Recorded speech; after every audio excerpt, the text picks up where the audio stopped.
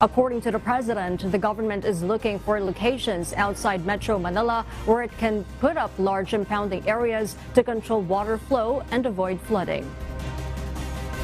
Pinapatignan ko kung paano kailangan, ano pa yung dadagdag natin. Malaking bilyon-bilyon na ang ginagastos natin para maglagay ng mga dike, maglagay ng mga waterway, mga spillway, pati pumping station dito sa NCR na pag-usapan namin para mas marami at maging mas efficient ang paglabas ng tubig. Mahigit 5,500 flood control project ang natapos na at marami pang iba ang kasalukuyang ginagawa sa buong bansa.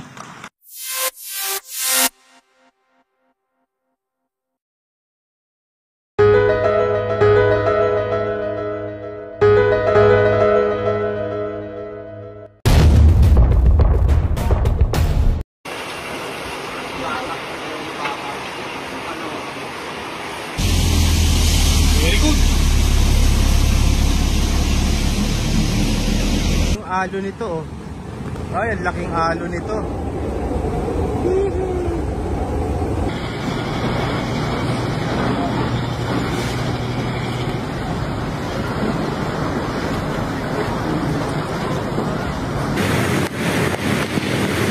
Volume of water attributed to climate change hit Metro Manila anew. 42 barangay ang lubog sa tubig baha.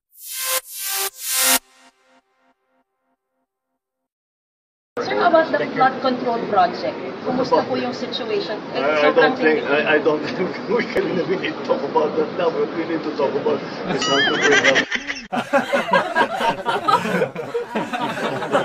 A few minutes later. This is because talaga hindi maganda ang flooding dito, ang nangyari dito sa Metro Manila.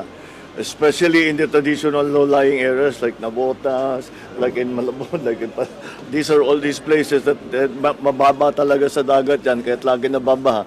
Nasira pa yung flood control natin. That's all, folks.